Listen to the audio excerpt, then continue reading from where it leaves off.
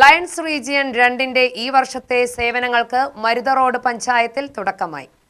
പ്രകൃതി സംരക്ഷണത്തിന്റെ ഭാഗമായി ഫലവൃക്ഷ തൈകളും പ്ലാസ്റ്റിക് വിമുക്ത പഞ്ചായത്തിന്റെ ഭാഗമായി തുണിസഞ്ചികളും വിതരണം ചെയ്തു.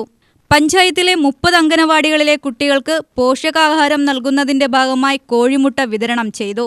ആരോഗ്യ പരിപാലനത്തിന്റെ ഭാഗമായി അഹല്യ ആശുപത്രിയുടെ സഹകരണത്തോടെ സൗജന്യ കണ്ണുപരിശോധനയും DDRCയുമായി സഹകരിച്ച് സൗജന്യ രക്തപരിശോധനയും നടത്തി. Lions Palakkad Thrissur district vice governor CA Vimal Venu ഉദ്ഘാടനം നിർവഹിച്ചു.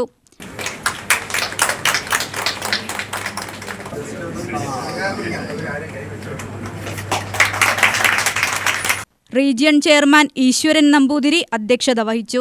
മരുത റോഡ് പഞ്ചായത്ത് പ്രസിഡന്റ് സൗമ്യ വിനീഷ് മുഖ്യാതിഥിയായി.